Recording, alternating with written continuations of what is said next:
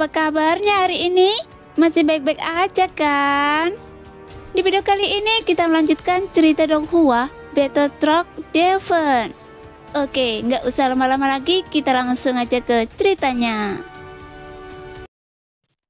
Seperti dugaan Shoyan sebelumnya, bahwa kehancuran hanya bisa dilawan kehancuran. Lagi pula, mereka awalnya adalah bagian dari kekuatan aturan yang sama. Namun hujan panah merah api yang hancur tidak menghilang. Justru berubah menjadi benih api yang mirip dengan benih api ungu pemusnahan di dalam tubuh Shoyan. Benih api lainnya. Melihat itu, Shoyan segera mencoba menangkapnya, tetapi benih api tersebut lenyap dalam sekejap. Sialan, jika saya beraksi lebih cepat, mungkin saya bisa menangkapnya. Gelombang penyesalan tiba-tiba melanda di hati Shoyan karena dia tak mengantisipasi terbangnya benih api pemusnahan itu. Pada saat ini, Shoyan hanya berjarak 20 langkah dari inti api, namun rasanya tak berbeda dengan 100 langkah. Tapi Shoyan juga tahu bahwa 20 langkah terakhir inilah ujian sesungguhnya. Jadi langkah Shoyan tak tergoyahkan. Namun, saat hujan panah api merah mereda dan Shoyan diam-diam melangkah maju 2 langkah lagi. Meskipun itu hanya 2 langkah, tiba-tiba sebuah meteorit merah menyala mengembun di atas kepala Shoyan. Kemudian menghujaninya dengan kekuatan penghancur yang mengerikan. Meteorit itu yang tampaknya datang entah dari mana, tingginya ratusan kaki. Jadi Shoyan tak punya pilihan selain mundur. Karena tak ada jalan keluar dan tak ada pilihan lain. Tatapan Shoyan menggelap, menampakkan tekad yang kuat saat ia menghadapi meteorit yang mendekat dengan cepat itu. Saat meteorit itu menyapu dan suara berdengung, tiba-tiba bintang-bintang berkelap-kelip di mata Shoyan. "Senior, tolong pinjamkan saya kekuatan lembah agung Anda," kata Shoyan sambil merapal bintang kutub. Pada saat yang sama, di dalam kegelapan, 5 bayangan hitam raksasa berdiri. Begitu Shoyan selesai berbicara, kekuatan yang tak tertandingi oleh Yuan Shen super raksasa muncul. Kemudian, sebuah kerangka luar berwarna emas yang sangat keras tumbuh dari daging di tubuh Shoyan dan langsung menutupi seluruh kepalan tangannya. Saat dia menghadapi meteorit merah yang jatuh dengan cepat, segera tinju Shoyan menyapu bagai badai yang mengamuk. Bahkan sebelum meteor itu mencapainya, 82 pukulan para dewa menyatu dan ganas. Tuar! Dengan setiap pukulan, seluruh kehampaan bergetar. Kekuatannya bagaikan batu yang terkondensasi, mengembun menjadi lapisan-lapisan gelombang keemasan di atas benturan. Namun meteorit merah itu jatuh dengan kekuatan yang mencengangkan. Menembus segala kekuatan seperti bambu yang patah dan menghantam Shoyan dengan kecepatan yang sangat cepat. Meski begitu, tinju Shoyan tidak berhenti sama sekali. Segera, tubuh ilusi emas warisan yang diwariskan kepada Shoyan oleh Jin Huanshan menyelimuti tubuhnya dengan lingkaran cahaya kemasan yang semakin meningkatkan ketangguhannya. Kemudian, tinju-tinju Shoyan menghantam meteorit merah itu dengan panik. Tetapi ketika tinju Shoyan menyentuh meteorit merah itu, bukan hanya ada kekuatan penghancur yang ada di dalamnya. Sebaliknya, meteorit itu diselimuti lapisan api merah pemusnahan. Sehingga ketika tinju Shoyan menyentuh meteorit itu, semua tinju Shoyan dihancurkan saat menyentuhnya. Sialan, apakah aturan kehancuran benar-benar sekuat itu? Sekeras apapun benda itu, dia bagaikan tombak tajam, mampu menembus perisai api pun. Sehingga tubuh fisik Yuan Shen alam kuno, kekuatan tulang raksasa, ilusi emas dan tubuh Yuan Shen super raksasa, kekuatan fisik terkuat yang bisa dilepaskan avatar Yuan Shen saya. Mengapa? Di bawah aturan kehancuran ini, ia masih begitu rentan. Bagaimana kehancuran ini bisa dilawan? Bagaimana bisa diselesaikan? Apakah api pemusnahan ini adalah jalan kehancuran yang bagaikan jurang, bagaikan penjara yang sepenuhnya memusnahkan? Untuk melawan kehancuran total, seseorang membutuhkan eksistensi yang absolut, eksistensi yang begitu stabil hingga melampaui hukum kehancuran. Atau dengan kata lain, seseorang bisa menjadi ketiadaan, tak terpengaruh oleh hukum kehancuran.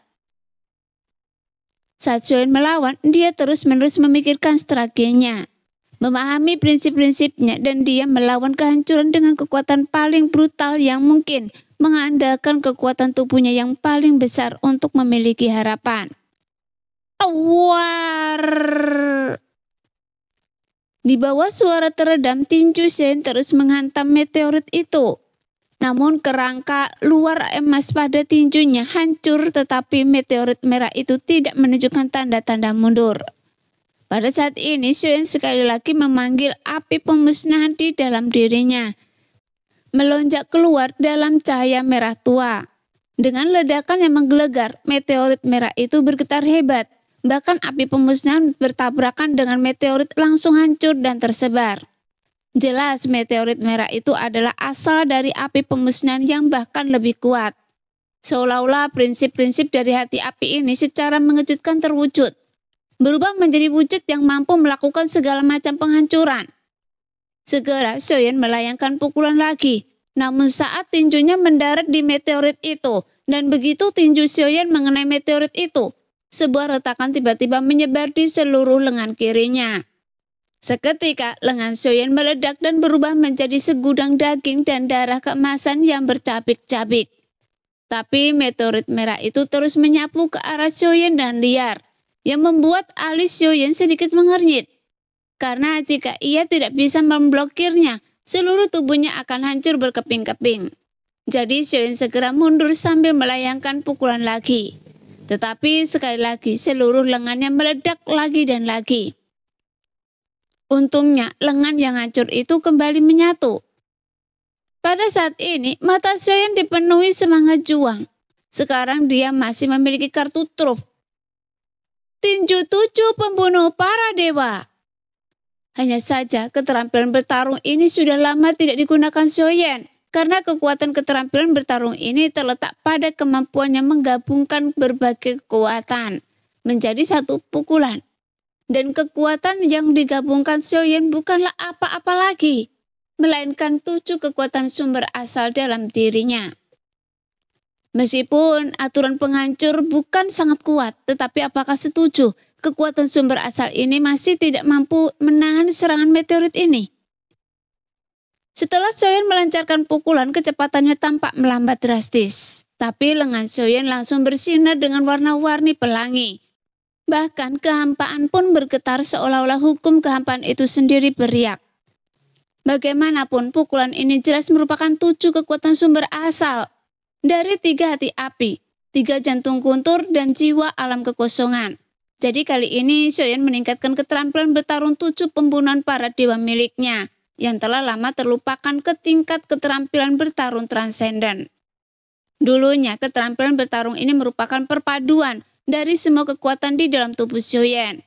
Sekarang tubuh Xiaoyan merupakan perpaduan dari kekuatan tubuh fisik Yuan Shen yang bahkan lebih dahsyat. Jadi kekuatannya tak terbantahkan.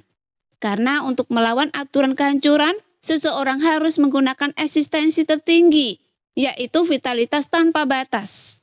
Tubuh yang tak dapat dihancurkan, atau seseorang harus menggunakan kekuatan yang merupakan bagian dari aturan dunia. Bagaimanapun, semuanya adalah bagian dari kekuatan yang membentuk dunia. Intinya, tidak ada perbedaan antara superior dan inferior, kecuali bagi penggunanya, karena aturan dunia sangatlah penting. Tanpa salah satu dari keduanya, tidak ada yang bisa dicapai, dan Xiaoyan memahami sejak awal bahwa hati api pemusnahan dapat melepaskan kekuatan seperti itu, karena mantan tuannya sangat kuat. Dan kekuatannya inilah yang memberinya kekuatan. Meskipun sangat jarang bagi seseorang untuk menahan aturan penghancur seperti itu. Dan bahkan Xiaoyan pun berjuang keras untuk memahaminya. Belum lagi yang lainnya. Pada saat inilah Xiaoyan tiba-tiba menyadari bahwa selir api iblis abadi tidak benar-benar berusaha membuatnya melepaskan apinya. Dengan penguasaannya terhadap api, seharusnya dia bahkan tidak membutuhkan kehadiran Xiaoyan. Bagaimanapun dia bisa mengumpulkan semua api ungu dan memulai ujian terakhir. Tapi bukan itu masalahnya.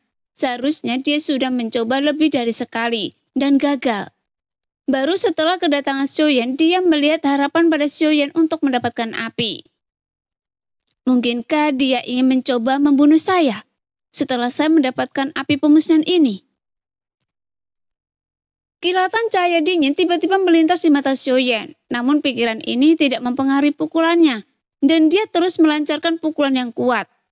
Dengan semburan warna-warni cerah, dan kali ini tinju Xiaoyan tidak langsung meledak, melainkan membentuk kekuatan tandingan.